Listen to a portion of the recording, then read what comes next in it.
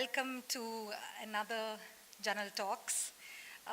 Today is special and we will soon know why. I'm going to begin by introducing the Kerala Museum and what we do here at Journal Talks and Journal Archives, and then we will move on to our speaker for the evening. The Kerala Museum is a vibrant beacon of the arts in Kochi. Set up in 1987, it's the brainchild of R. Madhavan Nair, who even then recognized the need for a cultural institution to provide experiential learning in history, the fine arts, and performing arts in the city. In 2022, to mark its 35th year in existence, the museum launched its flagship program on Kerala history, Journal Digital Archives.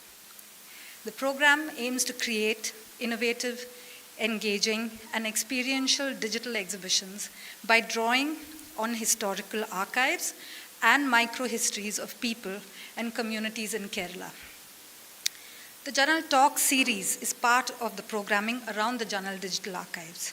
The Geojit Foundation supports the Journal Archives and builds on the museum's founder, Madhavan Nair's dream of making history accessible to all. Today, in the 39th talk, we present the topic Kerala 2040, the history we can choose. A bit about the talk today. Declining birth rate, increasing emigration, influx of migrant labor, and growth of old age population will all combine to change Kerala dramatically in the next 15 years. Where Kerala will go in the next 15 years is not a predetermined trajectory, but something that we will have an opportunity to shape. However, the generation that should shape Kerala's future is detaching itself from the political processes that will ultimately shape our future.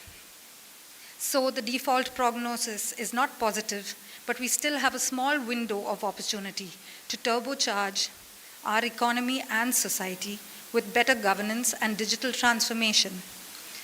Kerala's history in 2100 will depend on what happens in the next 10 years. Let me introduce our speaker for the day,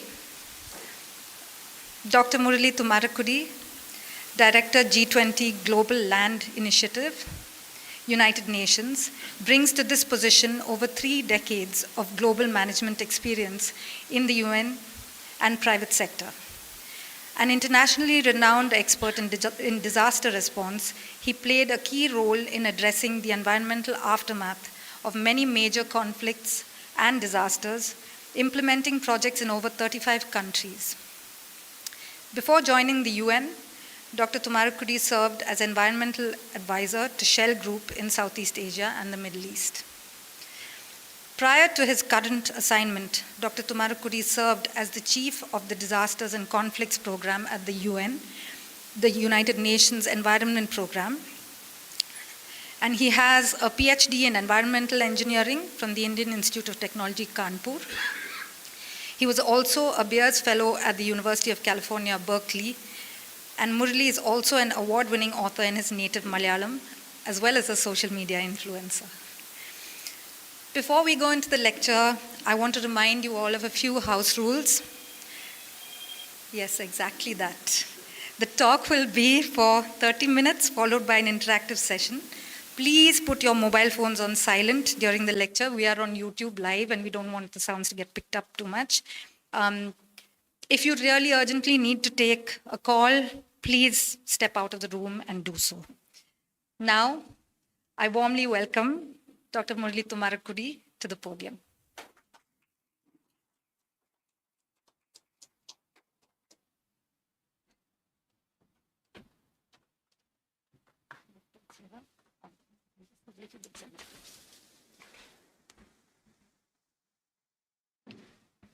Thank you, Avni. Good afternoon, Kochi. I'm extremely delighted to see a very small but committed audience coming on the dot to the Kerala Museum to listen to me even on a Sunday evening. Mostly when I'm invited to speak somewhere in Kerala at 5:30, if the notice actually say 5:30, the organizers will call me and say, please only come by 6 o'clock because nobody will be there. And it confuses me quite a lot because I'm used to getting the place on time and starting on time as well. So very delighted to have this opportunity to talk to you this evening. For anybody who don't follow Malayalam here in this audience, I plan to speak in English, but I just, in case I mix up words in Malayalam, is there anybody who will have a difficulty with that? That's okay. Okay. Very good. Now, I must start by saying that when I was studying in school, history was my favorite topic.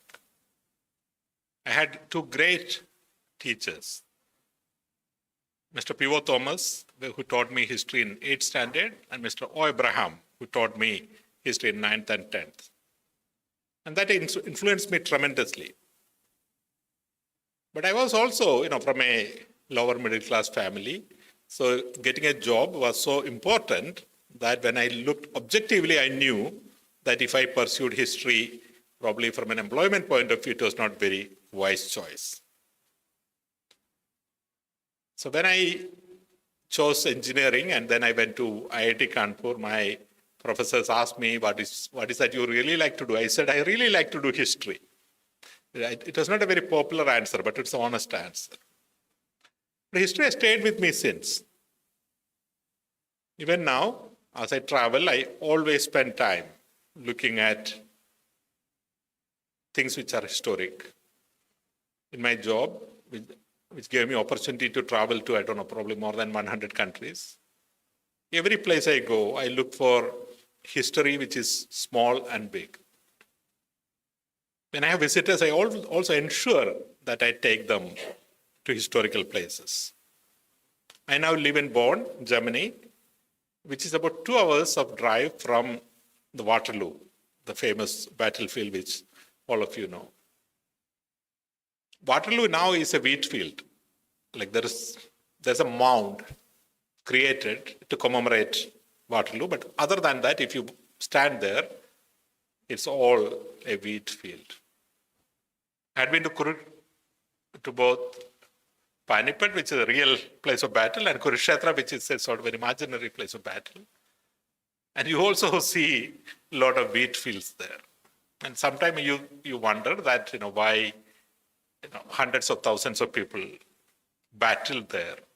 I think in Waterloo, probably 40,000 people died on one day, I think in June or July 1850. It also gives you a little bit of perspective, a sort of philosophical framing of life. The office where I sit in Bonn is actually very historic. It was the same office used by ministers and members of parliament of Eastern Europe. And as I overlook my office, I see the historic Petersburg Castle, which is where many peace agreements were negotiated. I also routinely go to a restaurant, which was frequented by Hitler during his time. So history has stayed with me in a way. I also had opportunity to be part of history in the making. It's also a rare privilege of working for the United Nations. When I went to South Sudan in 2004, I reached there in July, if I remember, 4th or 5th, exactly on the day the comprehensive peace agreement was signed between then North Sudan and South Sudan, which agreed that after 7 years, there will be a referendum and they will decide whether it will remain one country or two countries. South Sudan on that day was already very clear that they will separate into a new country. But Mr. John Garang, who is an equivalent of Mahatma Gandhi for South Sudan, father of the nation, etc., had already decided that, yes, we want to be a standalone country because they had 40 years of civil war fighting. So when we landed in Rumbek, which was the temporary capital of South Sudan, It was a completely war-ravaged place. There was not even one building standing there, not even one building standing. Everything was razed down. And virtually everyone was staying either in a tent or in a hut. So we walk into the house, to the office of the Prime Minister, Mr. Riyak Machar, which was a hut. And he had a plastic chair in which he was sitting, and he had a plastic table, and he had two visitor chairs. This was the office of the Prime Minister of South Sudan on day one of the formation of South Sudan. There are three of us who were guests. So we walked into his office, and there was no third chair. So he went out, and he had 5,000 soldiers guarding him because the war had just been over for a day. So it was still it was potential that things could go wrong. So he had literally 5,000 soldiers guarding him. And the chief of those contingent had a chair. He was sitting under a mango tree. So he called him and said, bring the third chair so that we could all sit. So that was just witnessing very close to history. But then, as we were walking back to our tent, there were 7 men who were sitting under a mango tree. And our guide said, you should actually go and meet this group. And we asked why. He said they are drafting the constitution of South Sudan, which is going to come. So he said, okay, why not? So we went and met them, and they said, okay, you are from the UN Environment Program. We want to have a clause on environment in our constitution. So can you please give a clause on environment for our constitution? So my boss looked at me. Of course, I have no background in writing constitution. And I'm thinking of the constitution making progress which happened in India, election of a constituent assembly, and the many years which were spent. But here, the mandate which was given to this group of 7 was that Mr. John Garang, who was still in Khartoum, would be flying down to Rumbek in 3 days, and he wanted to have the constitution ready to be reviewed in 3 days. So anyway, we drafted something appropriate, gave it to them, and it then went to become part of the constitution of South Sudan, which still stands. And I just wanted to say that, this is the simple ways in which you get to be part of history, even though you never had an opportunity to study history or practice it. When this Kerala Museum contacted me to talk at General, I was very honored because I knew this institution, a visionary institution. If you had a lot of money in the 1980s, making a history museum is not what you would have thought of. Normally, what people would not have thought of doing something like this. So if someone did that, can imagine the type of vision they had. And I remember driving past this in the 1980s and always amazed as to what it is. And I, of course, came in to watch, to see the museum thereafter. So when I was invited, I was very honored. Then I said, I have no background. I'm not a trained person in history. No background in history. But I have a lot of interest in Kerala. And I watch it very closely, even though I went outside Kerala in 1986, and then I was in 80, and I was very delighted to see my contemporary, Mr. Prakash Matthews, in the audience. And I lived in many other countries, an opportunity to be a citizen of many other countries, but I chose not to.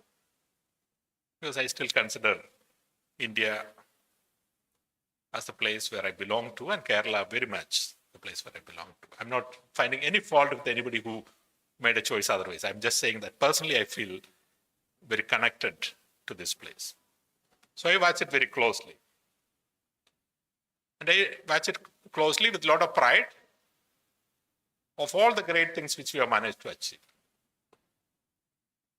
Many things which we do are absolutely world-class. The level of penetration of the democratic spirit in Kerala is unparalleled. So if you look at the voting percentage in Kerala, probably it's one of the highest in the world where there's no legal compulsion to vote. If you look at the way people exercise their democratic rights at every level, from casting vote in the election to actually going out in public to protest against any perceived injustice, these are all absolutely world class. Our Shastra Sahitya Parishad, our cooperative movement, our Kudumbasri, these are all world class things which I am very proud of. But I also see things which are very much concerning. That's what I'm going to talk to you today about. One thing which is happening right in front of our eyes, but we are not noticing enough, is the demographic transition. Most of you may know about what is meant by total fertility rate. Total fertility rate is the average number of children a woman would have during her productive life. And if in a society the total fertility rate falls below 2.1, then the population would start to come down. So to maintain an existing level of population, you need a TFR of 2.1. And Kerala, that TFR currently is about 1.6. And Kerala fell below 2.1 already late 90s, early 2000s. And what it means is that Kerala population will start to come down anytime now. Kerala is not having enough young people to replace the number of people who would depart. Even though we went below 2.1 already in early 2000 or late 1990s, the reason why our population have not started coming down is because our longevity has increased and is increasing. But there's a limit to that. In Japan, the TFR came below 2.1 in 1973, and the population actually started declining in 2007. And now, by 2020, Japan is having significantly lower number of population than 2007. So it peaked in 2007 and is starting to come down. And we expect, and you can see this from demographic projections in Kerala, that this could happen anywhere between 2030 and 2040, possibly around 2035. But the exact year is not that critical. It has no particular significance. Around the world, and Kerala is not unique. Kerala is not unique. The TFR is coming down across the world. There's a Lancet study which came out in 2015 analyzing the shift in TFR across the world from 1951 to 2014, and it showed that across the world, TFR has come down. The global TFR has come down from an average of 5.1 to, I think, if I recall, something like 2.7. Majority of the developed countries, the TFR has fell below 2.1, all the way down, if I remember correctly, to 0.8 in South Korea, 1.1 in, I think, in Greece, and so on and so forth. And many of these countries are already feeling the pressure. Japan, as I said, is very obviously there. South Korea is desperately trying to convince its people to have more children. Now, you have recently read Russia want to have more children, and in every other country is trying multiple ways to have more children. Nowhere that policy has worked. And there's a reason why, people don't want to have more children. Today, my talk is not about that, because I know that any amount of policy steer will not help to increase TFR. So we have to accept that our TFR will remain this replacement level, and therefore, as our increased longevity start to not necessarily stagnate, but grow at a slower pace than the lowering of the birth rate, you would start to see Kerala population declining. You can already see indications of that. In 1997, That's when Kerala had maximum number of babies. 615,000 babies were born in Kerala. And now it's anywhere between 400,000 to 500,000. You can already see possibly a 20% decline in the number of children born.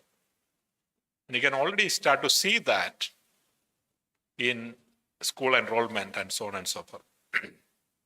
So I had predicted, I think a couple of years back, that 30% of our schools will have to be closed down in another 5 years. And that's partly because the number of children is actually coming down. So this is number one fact, that our population is going to decline, our birth rates are coming down. A combined fact to this is the aging of our population. Our population, now one of the highest longevity in India. If you look at the Kerala population, the Kerala society is now considered a very aged society, not a very aged society, which needs 15% threshold. 50% of people have to be above 60 years. But now we are above 10 years, 10 percentage, I think it's 11.5% of people in Kerala are above the age of 60. And that's increasing. And it's expected that probably by the time our new census come, we might actually see ourselves as a very aged society. Well, this is not unusual, and many developed countries actually have that. Kerala is totally unprepared at an institutional level and an individual level for a population which is aging. At an institutional level, also because children are migrating, which I'll come to, there are a lot of people who are at home with no support or care. And the institutional care arrangement has not grown, and certainly not enough. Increasingly, for an upper middle class, they can afford some sort of a retirement home. But for others, an affordable retirement home type of arrangement is not existing and nowhere near in formation. So you have a challenge there. If you look at home care arrangements, especially if a person is not well, is getting expensive to a degree that many families cannot afford it. Last year I came home, I went to visit my relatives, and 6 out of 10 families I went, they had a home nurse.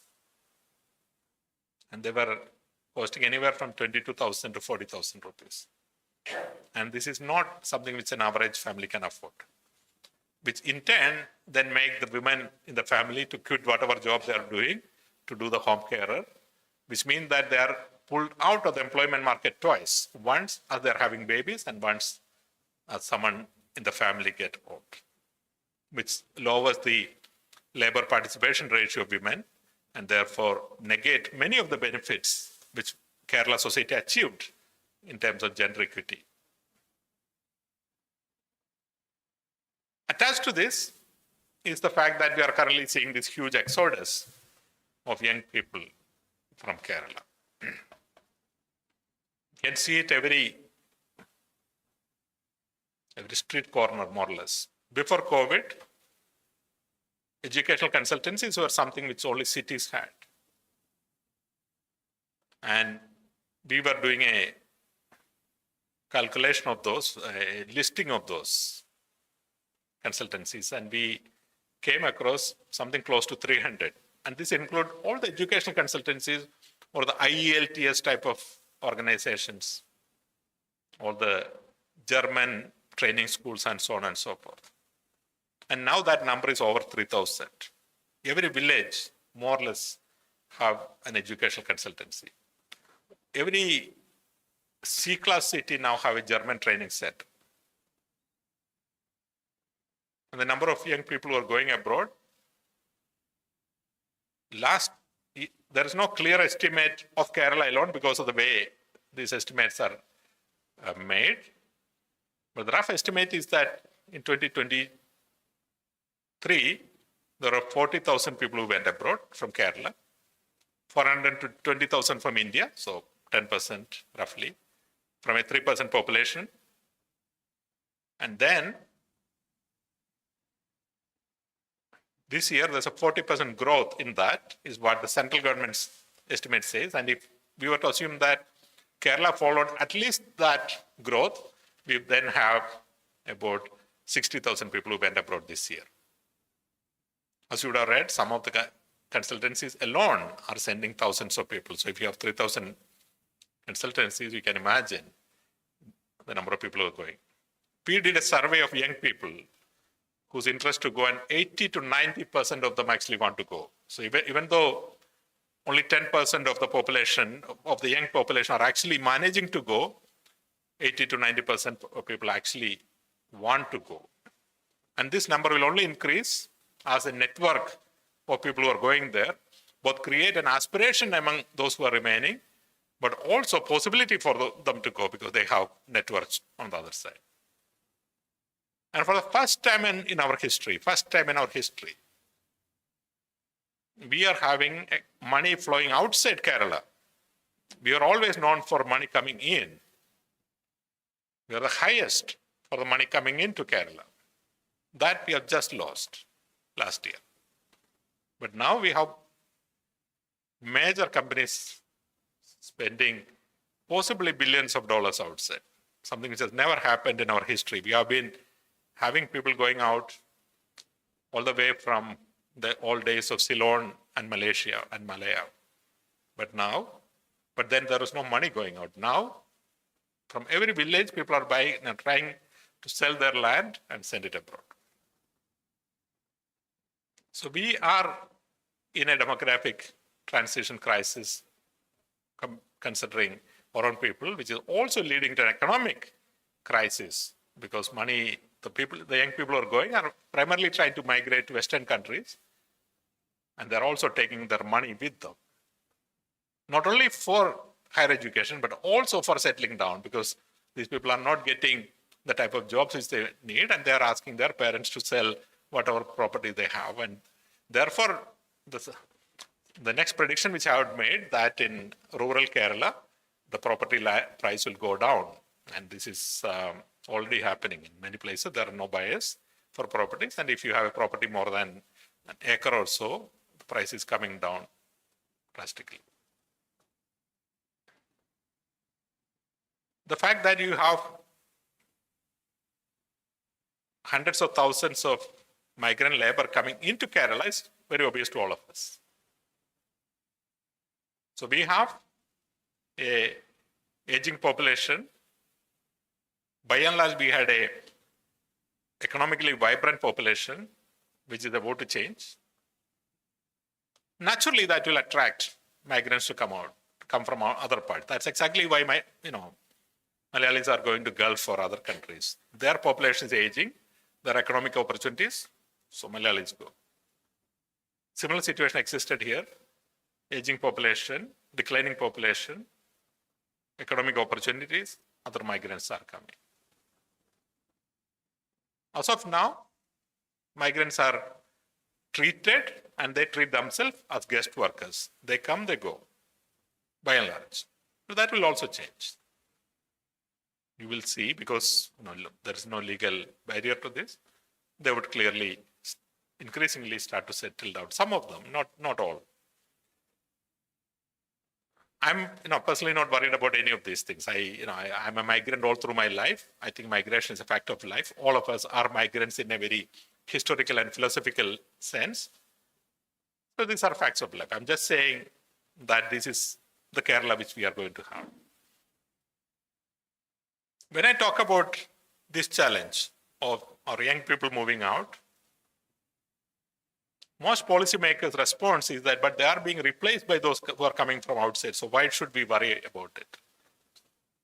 And I worry because not just young people are going out, our economy is starting to be affected. And you will start to see that very, very soon. So when you see Amitabh Bachchan on a billboard advertising for a company who is sending money abroad, what it tells me is that this is a huge business. Amitabh Bachchan, to afford Amitabh Bachchan as an icon of advertisement of anything, you must be dealing with $1 billion business. So I'm just waiting for Sachin Tendulkar to appear on the billboard. Right now it's Sanju Samson. When Sachin Tendulkar arrive on the board, then we really know that even more money is going out. And migrants don't come to Kerala because we have a lot of old people who want to be taken care, a lot of farms which are fallow, a lot of roads to be built. That's not why they come. They come because we are able to pay for their wages. So they will stay here as long as we are able to pay for their wages. When we are not able to pay for their wages, they will go home, regardless of whether we have roads to be built or farm to be farmed or old people to be looked after. And people don't actually believe this. People assume that people, they will continue to come because that has been the case always. You can already see this if you go to Tamil Nadu, which is a place for most or majority of migrants coming to Kerala. Now, if you go to Tamil Nadu, you see most of their goods and their services are maintained by migrant labor from other states. So Tamil Nadu itself is becoming a destination for migrants, not source. In Kerala, the proportion of migrants from Tamil Nadu is actually coming down, and they're actually moving up in the hierarchy, etc., etc. So on one side, you see this tremendous demographic churning which is happening. And I predict that there is an economic downturn which is going to happen and which is going to push us into a little bit of a crisis. Now, this is not a predetermined thing. I'm just saying that if we were to act exactly as we are doing now, being lethargic, being comfortable with the cushion which the remittance from foreign countries have given us and is giving us, and we do not take any policy measures to manage what's happening now, we will get into an economic downtrend, which will create a history which we don't want. And that's why I chose the topic, the history we can choose. Because there are other courses possible also, but that will not happen automatically. And something which I keep reminding myself and others is that just because a country, a state is prosperous at point A, and it has been so for last 20, 30, 50 years, it doesn't guarantee that it will continue to remain prosperous in future. If you take any span of history, countries which are prospered and countries which are declined. One of the richest countries in the world ever was Mali. Many of you who follow history would know this. Mali had so much of gold that when the Mali king came for Hajj and he came through Cairo, the price of gold crashed and it took not only the gold but all the economy crashed in that place. And it took 3 years for it to recover. Now if you think of Mali, where are they from an economic point of view? You look at Somalia, you can look at any country, Afghanistan, Sri Lanka in our childhood was supposed to be the most happening place. I remember the time when our doctors used to go to Nigeria and Afghanistan and teachers used to go. And where is their economy now? So economies go up and down, but it's not a cyclical thing where we have no influence. It changes based upon what we do. And what we must do is to change our economy. And that's the second part I want to say. That unless we change our economy so drastically, then we are going to go into an economic decline. And how will we change that? We don't have to invent anything new. We just have to adopt the technologies which already exist. Economists say we are in the fourth industrial revolution. Technologies like artificial intelligence, Internet of Things, robots, drones, synthetic biology, high-speed communication. That's all causing dramatic changes in productivity around the world. It's also making dramatic changes in the needs for the workforce. The Oxford Martin School study, which I keep quoting, already predicted in 2013 that 46% of all employment will become redundant by 2030. All the jobs will become redundant by 2030 because of the new technologies which are emerging. So unless we upskill and reskill our workforce, we will not be able to catch up with the new economy. We are not prepared for that new economy. Recently, Singapore came with a policy that anybody above 40 now have a government-supported scholarship to go back to university to acquire the new technologies of the fourth industrial revolution. I sometimes map where Kerala is in terms of fourth industrial revolution. As you know, the first industrial revolution happened in 1750 with the steam engine. The second one, 1816 to 1900, with mass manufacturing. The third one, anywhere from transistors to internet. And the fourth one is maybe 2010, 2015. Now, if you look at our economic sectors, such as agriculture, and map it against the industrial revolution, you will see that maybe we are even pre-industrial revolution in terms of our center of gravity of our agriculture. Our agricultural practices have not caught up with time, not only with time as in third to fourth, as in pre-industrial revolution to industrial revolution. We are still very primitive in the way we do our agriculture. Of course, we have started adding some fertilizer here, fertilizer there, pesticides there. But we have not understood that agriculture is a major scientific economic activity. We are still treating it as a dharma karma type of thing. And this is not going to take us to the fourth industrial revolution. You take construction industry. The way we construct our houses, concrete came probably in 1960s to 1980s, got adopted, but we are still more or less stuck at that point. But the new construction methods, people are starting to build buildings using 3D printing. And we are still, lifting cement like that. The way it was done probably when Roman roads were built. And I can take any other sector. Probably the health sector is where we are caught up with time because people's health is involved and we want technology adopted sooner and faster. But on other sectors, our workforce is not technologically supported and propelled. And therefore, it have a very low productivity. And because we have a very low productivity, we have such a low income range that our young people no longer feel it aspirational to work in Kerala. And they will not work in Kerala just because we have better educational institution. They will stay here partly if we have to fix our employment opportunity, but not just getting an employment, but getting salaries which will give them an aspirational life which they currently have. Of course, that also won't be enough. We also have to shift our mindset.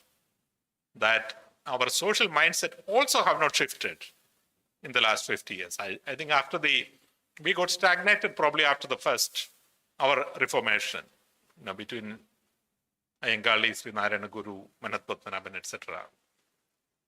Probably we then got a bit stuck there.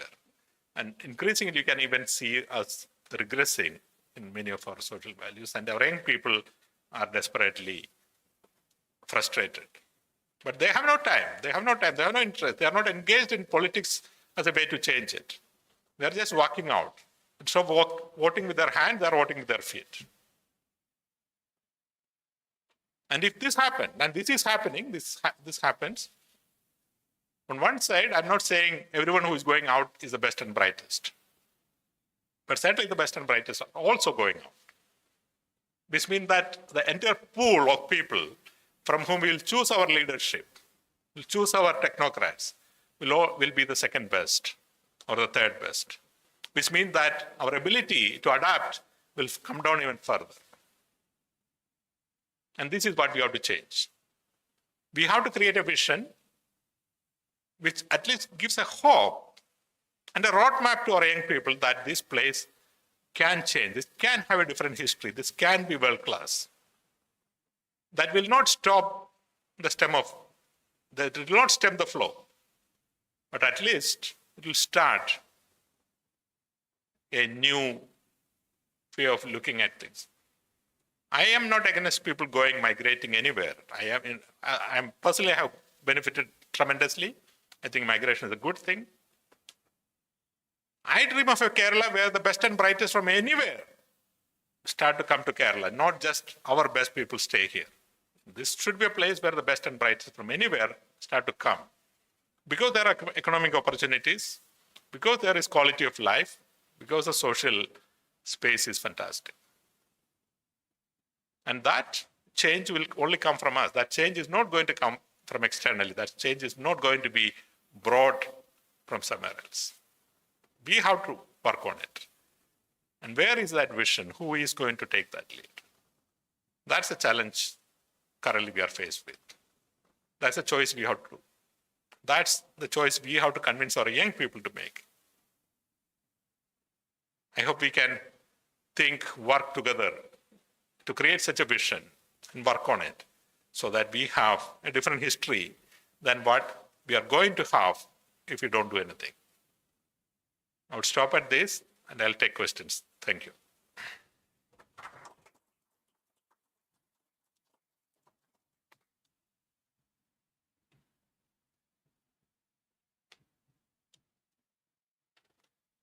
So there.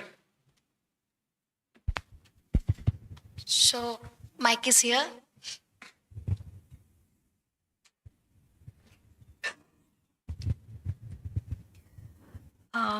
Thank you for making us ponder on these points.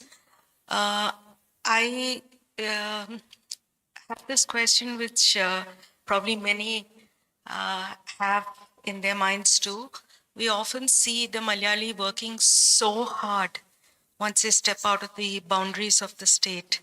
But when it comes back to their own state, we depend on the migrant labor to do the same jobs. How can one change that? I mean, that's a big question. Like, why would that be continuing even today?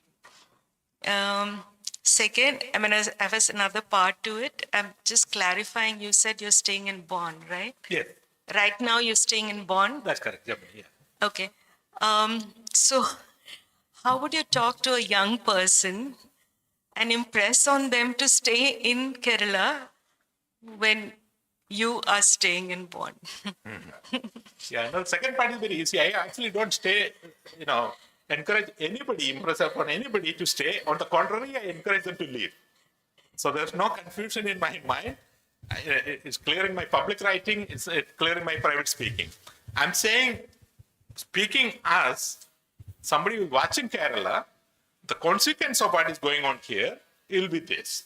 I'm not saying because of that, it's on your shoulder to stay back and fix it. No, it's on the shoulders of those who are here, shoulders of those who are in the political leadership to fix it. If you don't fix it, this is going to happen. No, young people, no, there's no hypocrisy from my side. That I can assure you. Now, why don't we work hard in Kerala? That's a question which I often ask myself. I think there are many reasons. There's no easy answer. But my hypothesis is the following. In Kerala, when I say Kerala, it's also applicable to India, but I'm just confining my analysis to Kerala. What is a good job and what's a bad job is a little bit of a social construct. So it's not just about money. It's about many other things. I'll give you this interesting example. A lot of people go to do nursing in Kerala. A lot of nursing colleges. They graduate. And I think 5 years back, they had to go on strike to get their minimum salary about 10,000. So for a qualified nurse, after 4 years of education, to get 10,000 rupee per month was difficult. Even now it's difficult. Now, anybody if they were to be willing to stand outside Kerala Museum with a placard saying, I'm a homeless, I think within 15 minutes, they'll be picked up. If you knew nothing except I'm a homeless, I think they'll be paid more than 20,000 rupees. And if you knew anything such as taking blood pressure, sugar, etc., you can easily get 30,000. And if you know a little bit more, such as looking after people with spinal injury, change the catheter, etc., can easily get 40,000. Now, why? A lot of our people from Kerala, including nurses who go abroad, are actually doing exactly the same in other places.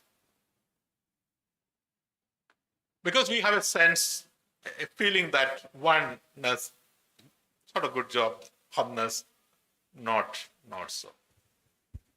I have this controversial hypothesis that our job preferences are determined by the marriage market.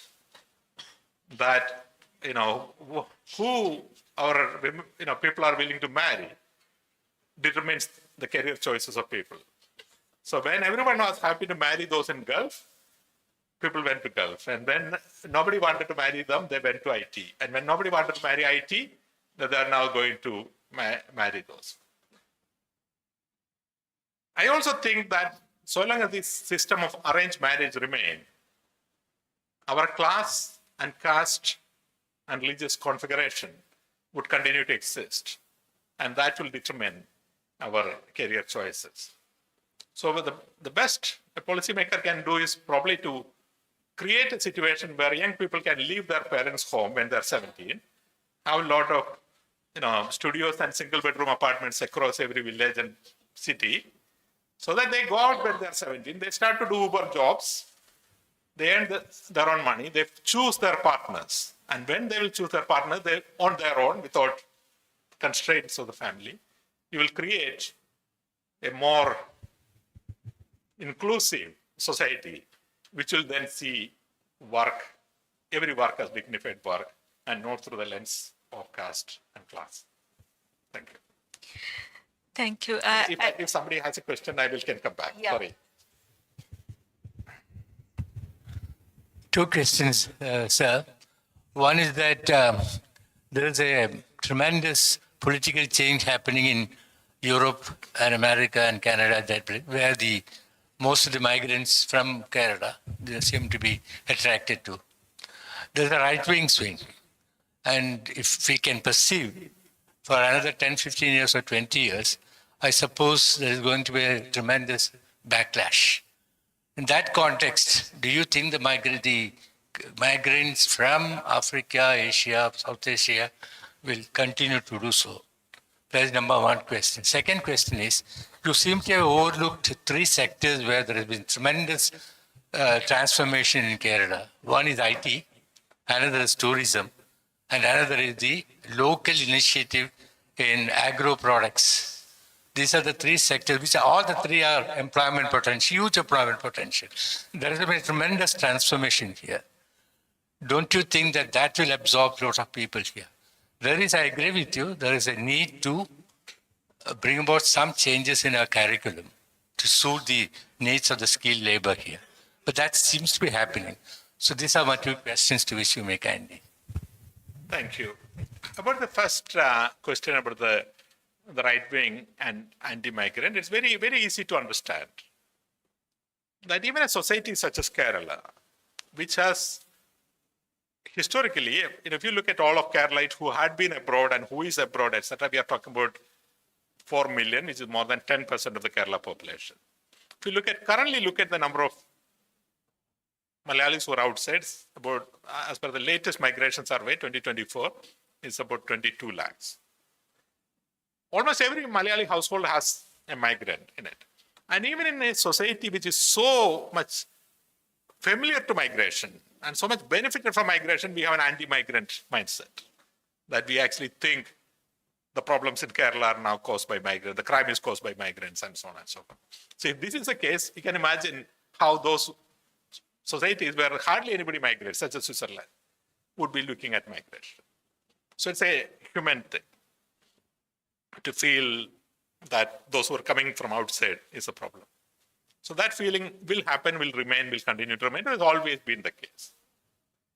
But the economic reality is that if a society do not accept migrants, that society will start to decline. And the societies that are accepting migrants are the ones who are flourishing historically. Politicians with vision understand, and of course, industrialists, etc., understand this. But the political pressure is always on the other side. So what happens is that there's a political pressure, anti-migrant backlash, migrants are pushed away, the economy start to slow down, the government has to shift policies. And my hypothesis is that economics will always win over politics. Right now, if you look at Europe, Europe policies has not been consistent, nor even North America. During Stephen Harper's period, very anti-migrant. Then came the current Canadian Prime Minister, very pro-migrant. And now, right now, there's a little bit of a problem because end of the second term, there is economy stagnating, people are creating problems. In Europe, during the conservative government before, they stopped all the work visa, etc., anti-migrant. And then came the labor, and increasingly they had pro-migrant. And then now it's a little bit anti-migrant. So it's a little bit cyclic. There's never been one of. Right now in Germany probably has the most pro-migrant policy. Germany is proactively looking for people, German government, and particularly from India. So I actually would not worry about this as a long-term trend. And in fact, what interests me, but not surprise me, is that all those people who are in India at this point of time, and who are wondering about why these Western people have such an anti-migrant policy, they go there in 5 years, they are the one who is totally against migration. So if you go look at Indians in the United States, they mostly support what President Trump is trying to do to prevent other people from coming in, etc. So yes, I expect migration to continue and increase. So what I expect, and this, I'm not saying just me, I'm reading from tremendous amount of literature. Because the population rate is coming down so drastically in so many places, there's going to be more and more competition for migrants. And the critical factor would be when China, which currently have a TFR of 1.4, economic picks up and they start to need migrants. Then the numbers game will completely change. If Singapore want engineers, okay, they need 5,000 engineers. It's not going to change the game a lot. But if China want engineers and they want 50 million engineers, Germany is already asking for 500,000 engineers. But when the moment China want engineers, they'll be asking at big numbers. And many countries would find it interesting. At that point of time, what would be the strategy of the European Union? There is actually a working paper on that topic. I expect that to happen, that there'll be increasing demand for migrants, so much so that countries who need migrants will start to be willing to go to other countries and invest in skills to create the migrants whom they would like to have. Right now, they are actually harvesting the best. Now, we train our people to engineering, they harvest and take home and give nothing back to the society other than whatever the students will send back. But there may be a situation, they will go to countries and say, okay, we will establish an engineering college so that if you can normally not train enough people, we'll train and we'll take 50% of that, for example. There may be a situation where they will say that, okay, if these people come and pay income tax in my country, 10% of the money will come back to you. That's the type of world I expect to happen. Now, you mentioned about that transitions happening in the three sectors. There is transition happening. It's not happening enough or not at enough pace. That's the point I wanted to make. I'll just give agriculture, for example. Kerala has about 40,000 hectares of land and sun 12 months a year. And Kerala is part of India, which is a huge market for whatever products we want to produce, be it microgreens or fruits or whatever. Kerala is connected to Gulf, both geographically in a way very close by, but also network-wise, because Lulu Mall and all other people who are biggest consumers of this one have roots in Kerala, so that establishing a supply chain is so easy. Yet, if you look at our agricultural production and export, we are nowhere near, I don't know, not even in the 100th position. Now look at Netherlands, equivalent amount of land, 40,000 acres of land, 40,000 square kilometers of land.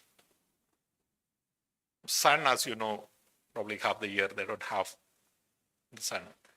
Yet their export is $90 billion. $90 billion.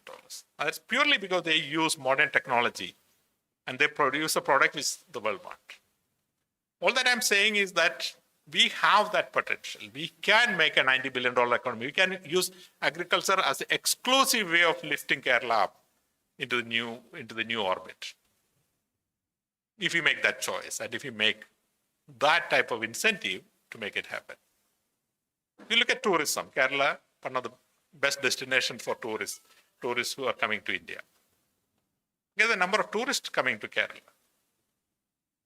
I think it's growing at close to 20%. We don't get clear estimate because we are part of India. There is only people coming to India and are coming to Kerala is recorded. It's not recorded the immigration counter as to where they're coming to. But it's estimated that around 2 million people, 20 lakhs people come here. And Kerala has a population of 33 million. So let's say one foreign tourist per 15 people in the country, population. If you look at many of the other tourist destinations, they have a tourist intensity of more than one. So you have more than one foreign tourist come per domestic person. France, of course, leave Singapore, which I think has a ratio of 1,200 or something, but it's a city-state, so you can, or Dubai, you cannot compare. But take France. Population of 76 million, had tourists of 81 million. Imagine a Kerala where we can have 20 million tourists, and suddenly the game is changing, and the tourism can be the exclusive prime mover of Kerala's economy. So you are right. I think these sectors are changing. All that I'm saying is that they can change, but they should change in a very small pace, not at 18%. It should change at 180%. Then we'll have aspirational jobs in our economy. Thank you. Hi, good evening. So I have come back from United States and started living here and working here.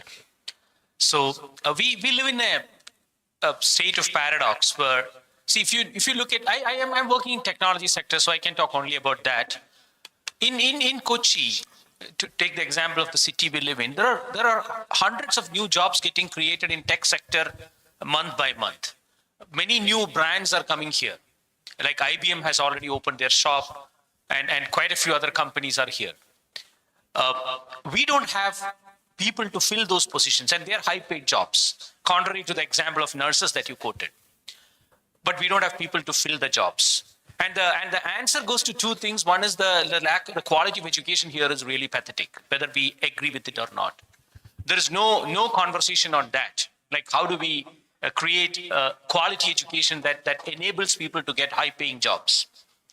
And all the good guys go abroad for sure because they might get better pay there. Second thing is the social engineering, the social infrastructure. To keep the young crowd here. So right from liquor ban to moral policing, there are n number of issues that the state has to address, where there is no debate that is happening. And of course, Kerala doesn't have any dearth of this think sessions or thinking sessions like this, brainstorming sessions like this, a plethora of them perhaps. We are drowning in it, but nothing translates to concrete action. And if you really observe analytically the kind of speakers who though they're the same guys who have been there for the last 20 years, I guess. The key speakers don't change much, and they speak the same thing. Maybe you are a newbie on the block, right? People are refreshingly listening to you because you said that the agriculture is not possible in Kuttanad, whereas the entire conversation is about how to revive agriculture in Kuttanad. It's not practical either. So what I feel is lacking is the vision, which you already attributed. But where do we create this? When all of us go to vote, our priorities are different. We want a people's representative who will pick up our call, come for our marriage or whatever functions that happens, and then give us n number of recommendations and leeways wherever we need. That's our definition of people's representative. So how do we change this? Because, and of course, we are very anti-development if we go by the newspapers or forget about visual media. I don't even know what they're up to. No positive stories are covered. So, but there are a lot of good things that is happening here in this state, in this country. Especially, you mentioned all the right things in the space of technology-assisted agriculture, in the space of maybe experiential tourism, export-oriented things. We even have an IAS officer who quit the IAS job to start one of the most lucrative businesses here, right? He's selling the blood bags, which is a monopoly business for him, I think. And there is also a spice extract a family business that is having global monopoly here. But we are not cashing on our strengths. Instead, we are crybabies who keeps crying, lamenting about problems without having any effort to solve them. So how do we get to that solving is what we really need to debate. So we'll be very interested to know your perspectives on that. How do we solve problems rather than describe problems? I think one of our challenge, I agree with everything which you said. One of our challenges is that the remittance income which came in gave us a very comfortable cushion and a middle class living, which makes, so there is no urgency felt by anybody to act on it. We are okay. We are doing fine, and our quality of life is not bad. Most people can afford to go to hospital, and most people, sadly, people are eating 3 meals a day, etc. And the political leadership, which currently, I'm not talking about the government leadership, but if you look at the critical mass of our leadership who is taking forward, their visions were formed at a time when Kerala was a poor place.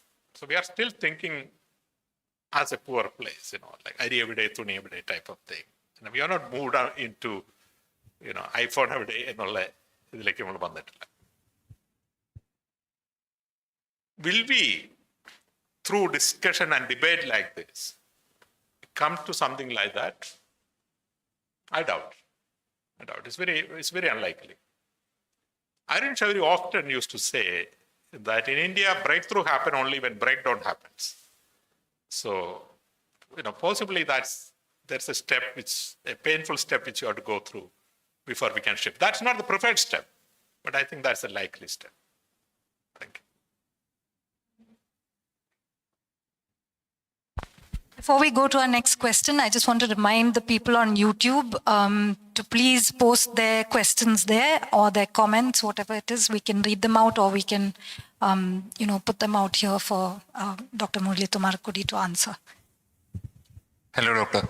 So I just wanted to ask you, right? Do you have any, or can you point me towards some case studies or references where, like, some other country or a community has turned around their economic trajectory through, like policies or something like that?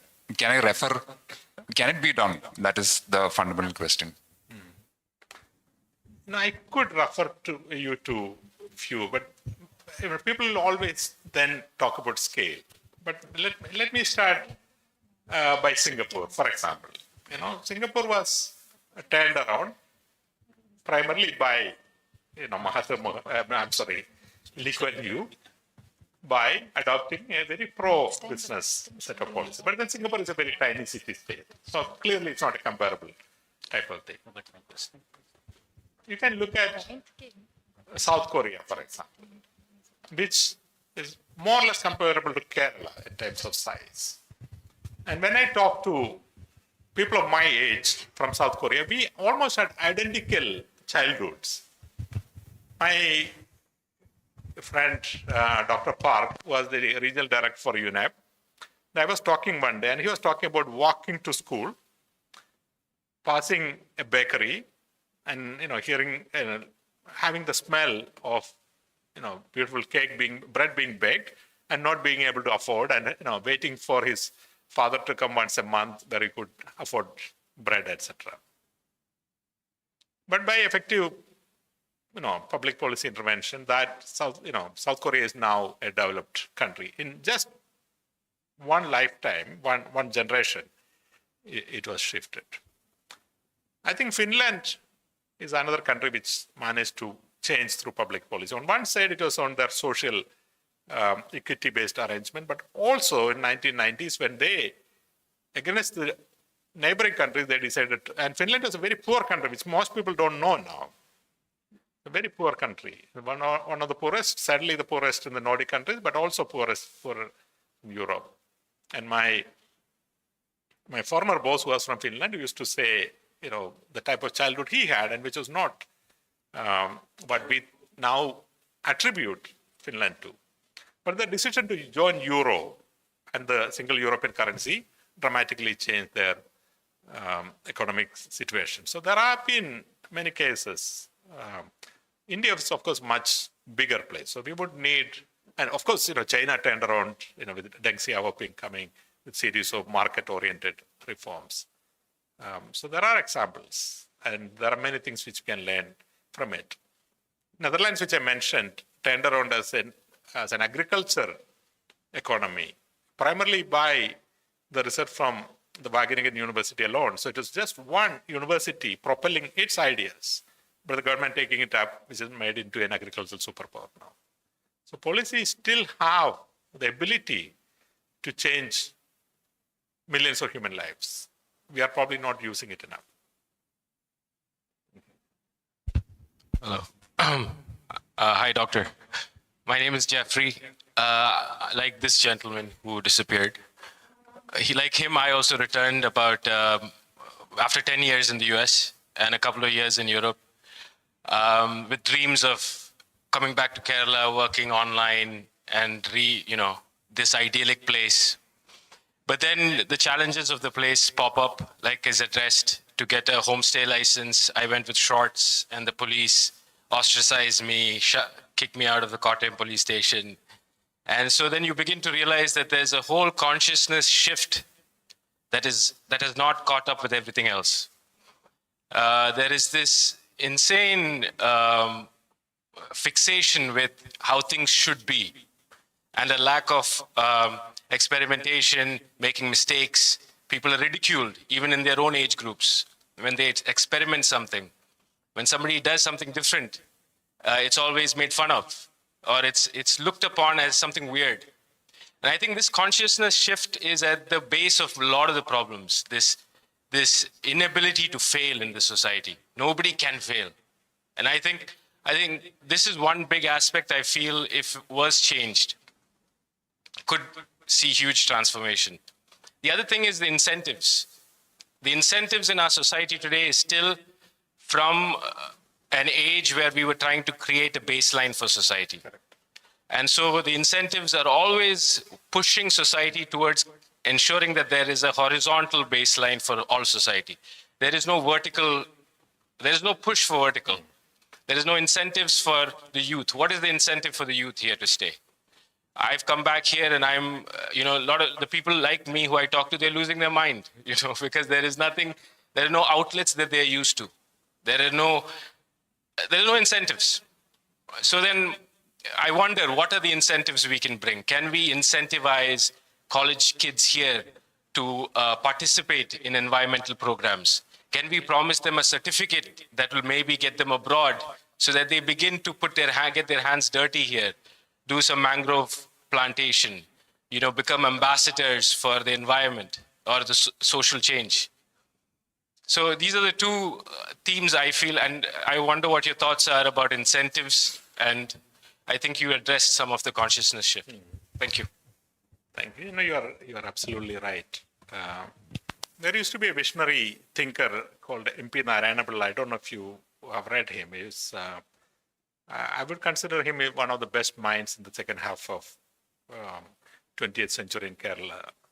And in my childhood or adulthood, one of the biggest problems was that we are not getting enough people for climbing coconut trees to And he said, the best way to get our young people to be trained in coconut tree is to say that if you will get 10 grace mark in PSC examination if you know how to climb a coconut tree.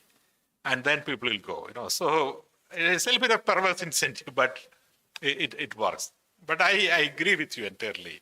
There is clearly no incentive for innovation here, and that has to change. But I expect a few interesting things to happen in the next 5 to 10 years. Number one, as I said, up to 100,000 people will start to go abroad per year. Up to 100,000 will go. And they are increasingly going not when after graduation or not for employment, as we did in the previously, but after +2. And this is a very critical thing. In the Western world, most people find their partners in the universities once they go. So I assume that half of these people who go abroad now will start to find their partners in the universities which they find. I also expect that majority of the girls who will go would increasingly find partners from outside Kerala than Malayalis, because Malayali men, as you know, are not very,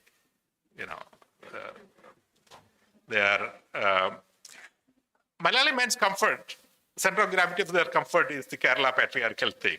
Malayali women are far ahead and they're moving forward, and they're not going to carry this luggage if they can. And when those who have a choice would marry outside. This is what I expect to happen. And all of them are putting that on Instagram. And our people back home are going to watch. And they are going to make choices which they can also put on the Instagram. And society will start to change. The marriage thing. And once marriage change, many other things follow, number one. Number two, a lot more people like yourself would start to return. When 100,000 people go, I would imagine 10% will come by choice, and maybe 10 to 20% people will come back no choice. But having been exposed to a different type of life, a different type of mindset. And that will also change society's center of gravity of thinking slowly. So between these two, I expect our society to start to shift. വീണ്ടും ചില വീട്ടുകാര്യങ്ങളിൽ ജയറാമിന്റെ അപ്പൻ ആദ്യം പറയുന്ന dialogue ഉണ്ട്. അപ്പൻ ഇങ്ങനെ object ചെയ്തിട്ടുണ്ടെങ്കിൽ അപ്പനോട് പോയി പണി നോക്കാൻ പറയണം എന്ന് പറയും. But then he cannot say that because he is not confident enough. But then after he go to ഫീസില്ല പഠിത്തമെല്ലാം കഴിഞ്ഞ് തിരിച്ചു വരുന്ന ജയറാം അപ്പനോട് പറയുന്നുണ്ട് പോയി പണി നോക്കാനായിട്ട്. സോ ആ അപ്പന്മാരോട് പോയി പണിയാക്കാൻ പറയുന്ന ഒരു തലമുറ ഇവിടെ ഉണ്ടാകും. ആ സമയത്ത് വിൽ ചേഞ്ച്. അപ്പന്മാർ meaning me included. In fact, as you mentioned, migration is, we consider that the migrants from Northeast, they were a boon because we did not have people. They provided the people there. In fact, I thought we are not seeing a big drain of money which they are causing. You mentioned about the drain of money by the students, youngsters going abroad, selling their properties to finance their education there. But these people, the migrants who work here, they are earning about, on an average, about 1,000 rupees a day. Or say, let us say 500 rupees a day. Let us cut down. And how many people are working? 40 lakhs of people. So 40 lakhs into 500. I don't know, you calculate so many crores per day. Out of these 500 rupees, they spend only 100 rupees here. Maybe less than that. So how much money is going in? They are sending the money there. Nowadays, they are not even coming by train. They are flying out to Northeast so that if they will save 2-3 days of train travel, 3-4 days of train travel, and earn 100,000 rupees per day here, or 500 rupees per day here. What are they earn here? All that money is not spent here, but moving out of the state. Why? Like, This is one issue. Yeah. So migrants, we should have prevented so much inflow of migrants, creating socio-economic problems, creating, every one of them is coming with drugs. They have been made drug agents. yeah. then Okay. I think you could take. the large number of crimes happening here. Many of them are due to them. Then again, another point I wanted to mention was Kerala has failed because its politicians and administrators have failed it. Kerala has all the facilities, agriculture, excellent facilities, as you said, 12 hours of sunshine for 360 days, plenty of water, and nice, good, fertile soil. But we are losing. One commodity was growing. Only one commodity was prospering in the agricultural sector in Kerala, which was rubber. Now that has been spoiled by government policies, central government policies. So government has failed. The policies, when I say the politicians, the top administrators, missionary approach is missing. So these are the two issues. One is this migrants, instead of welcoming all these people, we should have mechanized the agriculture, mechanized every other operation. Now in China, you said factories, they will require people. No, their factories are what is described as dark factories, where nobody is there. Lights are not there, only the machines are working. The robot is there to control. So if they require engineers, they will have AI or robo or something. There's a small correction needed here. I think there's a latest study made by the NORCA organization, Trivandrum, by which says the total population of migrant travel comes to about 35 lakhs.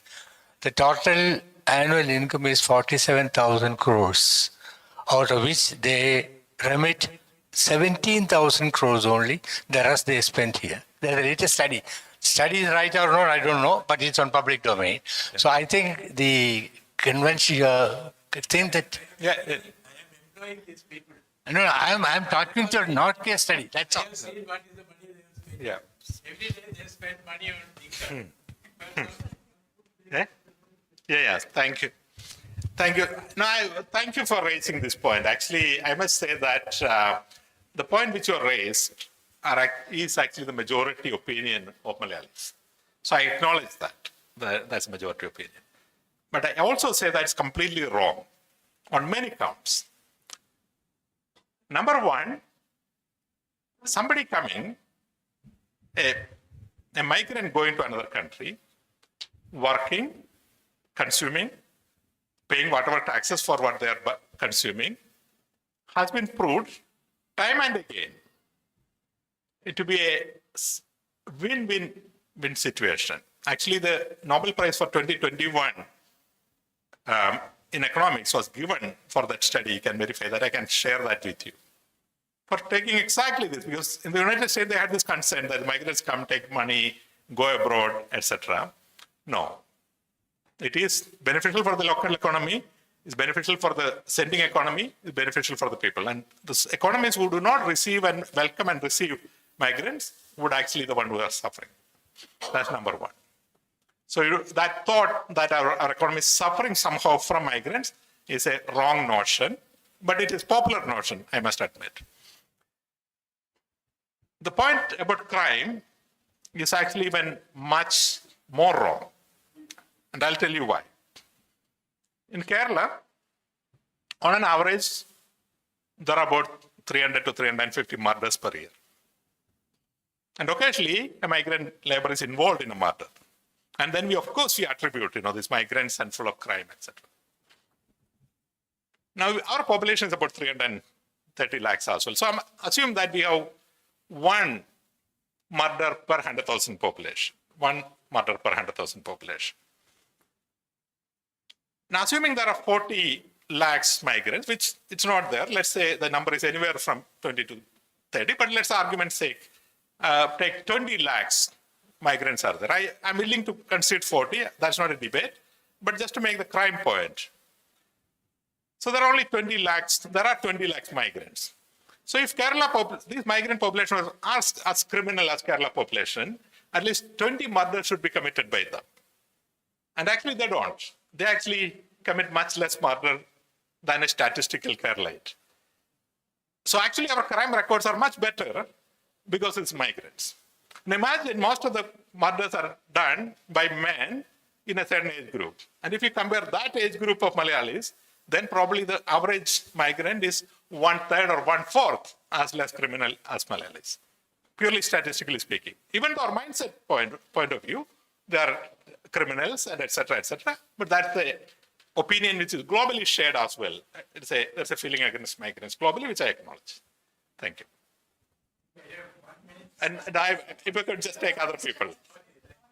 Yes, thank you. And we could take it bilaterally. I just wanted to ask your opinion about the way politics works here in Kerala. In any place, politicians and the kind of crop you are attracting to the political, stage determines very much the way your, your state progresses. And what I find after coming here is that it's like a very regressive, you just compete for decibel levels and optics on the TV, misbehave, and then there's, you're attracting people by, I don't think it's good work that they're doing. It's you just have cronies, of senior politicians. So, there is, and I think it's, you're not really getting talent. You're not being able to attract talent at all. Like in the West, I think to some extent, you will be through social work. A lot of people through social work are coming up, but I don't see that here. So is there any possibility to change this way that politics works and attracts, the new crop?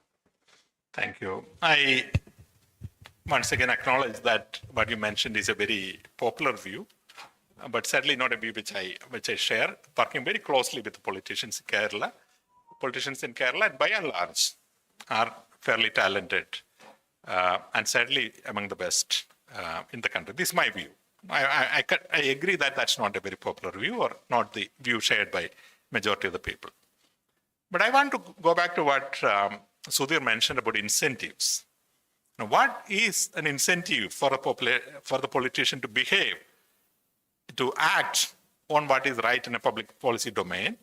Because their electability is not determined by the public policy outcome. It's determined by how many weddings they attend and so on and so forth. So I keep talking about climate change. It's a defining issue of our crisis. This is going to determine how the world is going to shift in the next 50 years. Climate change is already on a political agenda in most countries, but it's nowhere near, because let's imagine our politicians actually want to talk about climate change. What electoral benefit do they get? So I think we have to change our incentive structure. We have to change ourselves. So it's essentially a water literacy issue. And then politicians will change. Politicians will react exactly to the incentive which is there for them. I must also admit, at a very personal financial level, being a politician is a very bad career choice. That if you look at, let's say Congress, we all make fun of them having a jumbo, general secretaries and so on and so forth. And if you look at each of them, these people have been spending their whole life in politics. And as much as they get is a general secretary or a secretary of a Congress, much less of them will get an MLA seat, much less of them will become an MLA, and such a minuscule set of people will actually become a minister. Kerala, we have 34 million people, and we have 140 MLAs. That's all what we have. In the United Kingdom, I don't know where you work, but let's say in the United Kingdom, they have about 65 million people, and they have 700 MPs. So even on a per capita basis, they have more possibility of being an MP than for an average Kerala. An average MP constituency in the UK is half the size of a Kerala MLA thing. So the career trajectory is very narrow, number one. Number two, what do we get if you become an MLA or an MP in terms of their financial incentive compared to a doctor, an engineer, or an IT professional of 10, 15 years of experience? What do these people get in terms of salary, etc.? In Singapore, they have a philosophy that they create a basket of professionals such as accountants, doctors, architects, I think, engineers, I think. And they take a salary of those basket and take 90% of that, and that's what they give to their ministers. Because they want the best and brightest to be their ministers, because these people are driving such massive economy, multi-billion dollar economy. And then they are paid, I don't know, like $1,000. So what type of, so therefore the possibility that it may be tempted to do something wrong or not tempted to take risk enough, etc. It's all there. So I think we should give a lot of credit. And I must also admit that whatever Kerala is today is because of the decision which our politicians have made. So when we say we all became like this because of my remittance from Gulf or something, who created that social condition which enabled our people to take advantage of the opportunity. The people from other places also could have gone, but they didn't go. So I don't think we give enough credit to our politicians. I'm actually in full support of our politicians and creating more opportunities, better incentives, and so on and so forth. But I agree with you that there are other views. Thank you.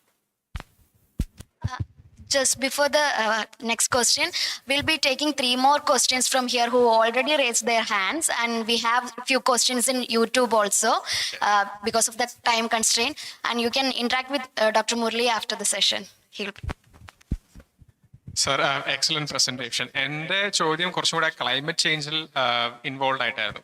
അപ്പം കേരളത്തിൽ ഇപ്പം നേരത്തെ discuss ചെയ്ത പോലെ തന്നെ ഒരു primary driving സെക്ടറായിട്ട് ഇപ്പോൾ കാണുന്നത് agriculture, tourism, etcetera.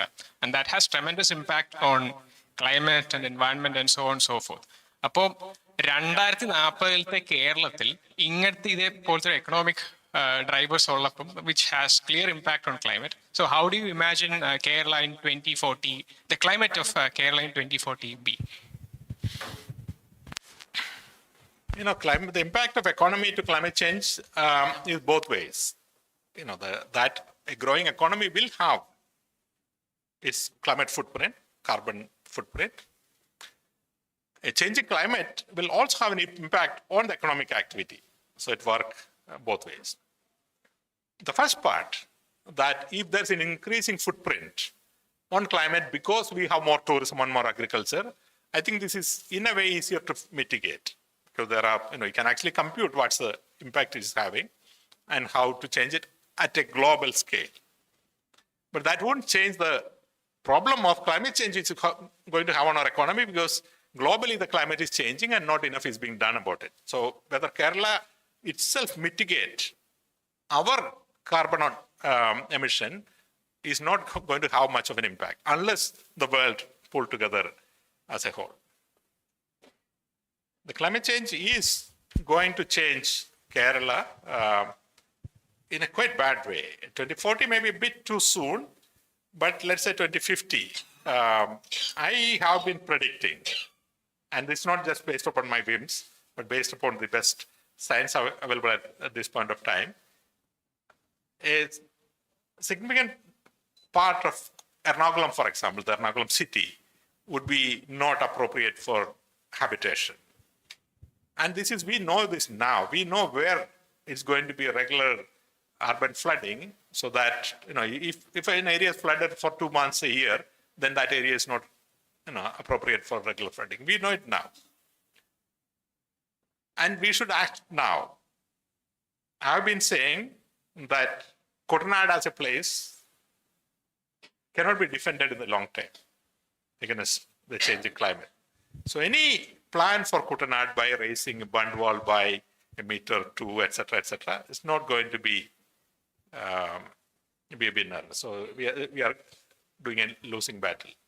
The whole effort we are doing on the coastline by creating sea walls and giving a false comfort to those who are behind us that we have somehow beaten coastal erosion, and thereby convincing them, or at least giving an indirect signal that they can invest their money behind the seawall, I think is the wrong thing. But politically, we are not very comfortable giving these messages. And therefore, we continue to drive in a very bad spiral. Thank you. Sir, before asking my question, I would like to narrate ground reality of Kerala or India. when we are discussing these kinds of pressing issues here in this hall, outside the hall, our politicians are busy discussing whether to take off the shirt while entering the temple or not. That is their major concern. Another news that came in today is that Oyo has stopped renting out hotel rooms to unmarried couple.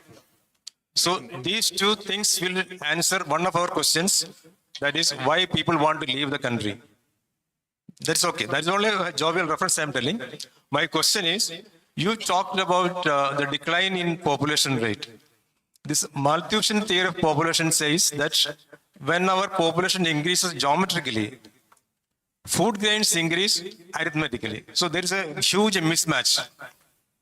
So in a way, I think, or do you agree with me, that declining population or one child per family norm, is that good or bad? Will it answer our question? Thank you. Regarding the first part, I agree that you have regressive measures such as the couples not being given thing.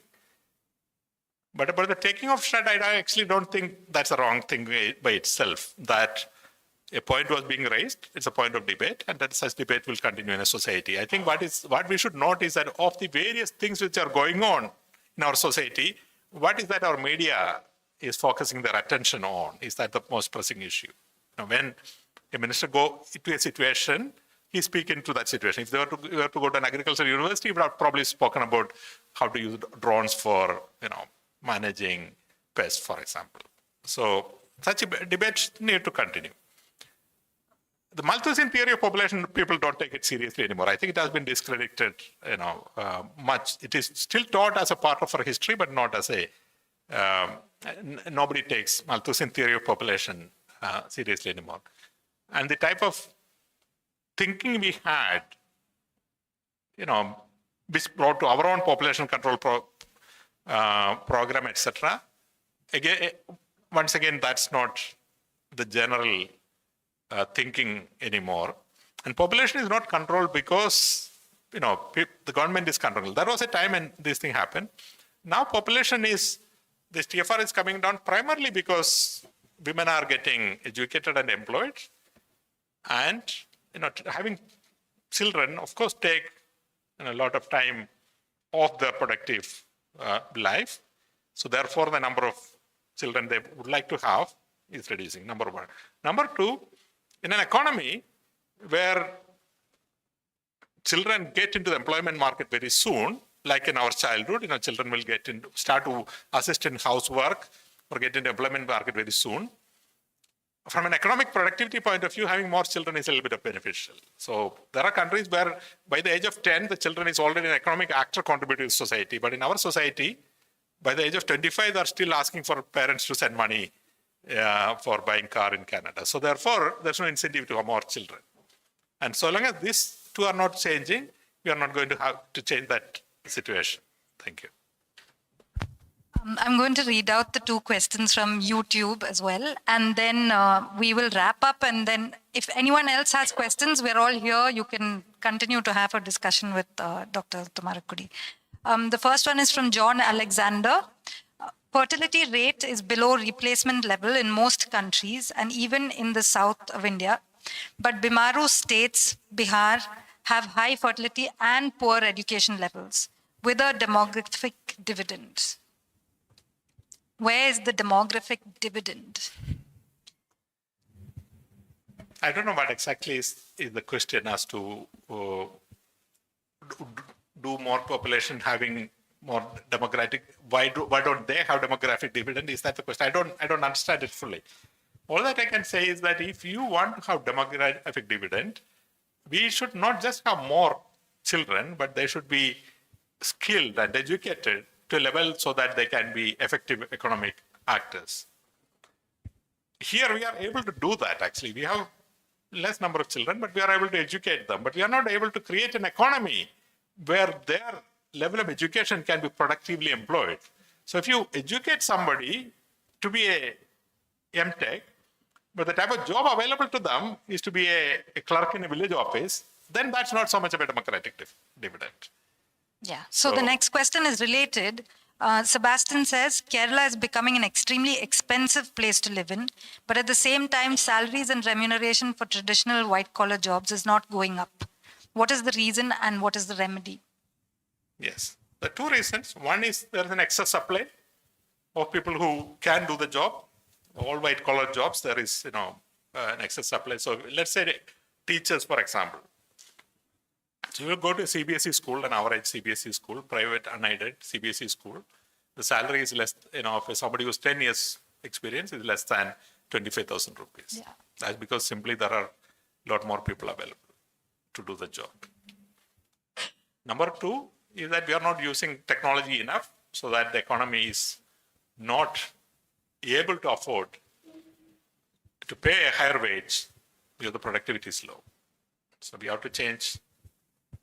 The first, we can only change by, and this is exactly what is happening because they are moving out, and you will very soon see, in terms of nurses, the salaries will start to go up in Kerala because our nurses are in high demand, especially in the post-COVID scenario elsewhere.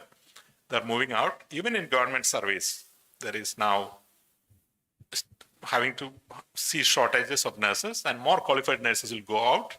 And therefore, their salaries will start to go up. This for sure. And the other one, we have to adopt more technology, which was the main thrust of my presentation. Thank you. So I have one last question myself. I've seen lately the Kerala government has been pushing for, especially since we're at a museum and since we're having this discussion, and most of us at the museum are creatives of some sort or the other. The government has been pushing for improving the state's creative index to attract people who work in the creative industries, right? How do you see that, they're putting in so much effort in that area, kind of disproportionate to what I feel would be the impact in that area? How many people would actually come to Kerala? What kind of timeline are they looking at? And then on the other side, you also have the Kerala design policy and all of that's being implemented. And much of what is being discussed in the design policy, proposed in the design policy, is incongruous with what you see on the ground here today and the impulses of people, their culture, their background, at the micro level, what are people actually aspiring for? What do the streets look like today? Who is navigating those streets? Me as a mother, I know that I cannot take my children for a walk outside today anymore. In fact, even on the street, day before yesterday, my child was offered an ice lolly by a random person on a cycle. So from safety to design to what are the streets going to look like here in Kerala? And when there's a big branding exercise on the other side that is inviting people to come in for creative sector jobs, how come there isn't that kind of, why is there this big gap that's happening between the design policy, the attractiveness for creative jobs? It all seems to be working on separate tracks and not coming together. It feels like they will never converge, So how do you see such exercises when so much of money and effort is being put in for such things? How do you see that in comparison to the numbers that you'll actually get if you were to keep MTech or make it, lucrative for people to stay on here on tech jobs and science jobs, science-based or, other humanities-based jobs? Thank you. There are many questions involved, but I'll try to answer the crux of your question. I think Kerala is a great place to live. This I feel. As I said, I have opportunity and option to live in many countries, but I would return to Kerala, and I would be returning not very far in time. So it's a great place to live for many reasons. That doesn't mean Kerala don't have problems, but in spite of all the problems, I think it's a great place to live. And I think it can attract a lot of talented and creative people.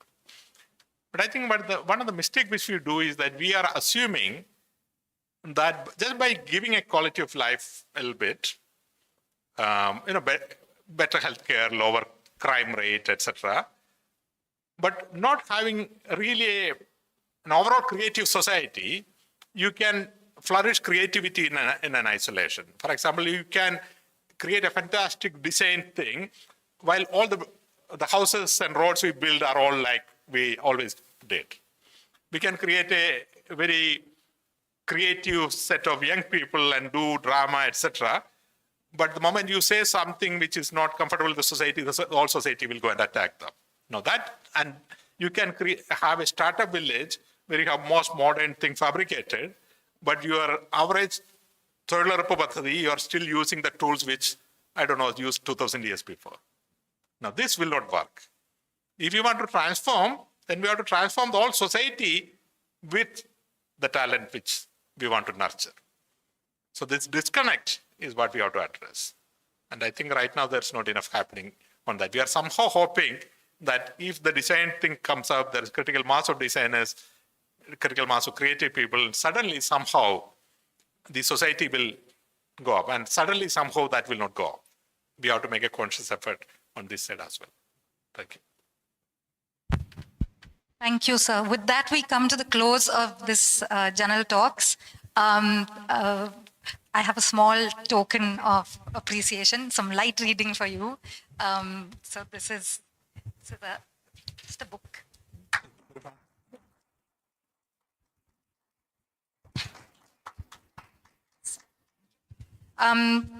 Thank you all for coming out here today, Sunday evening entertainment and learning.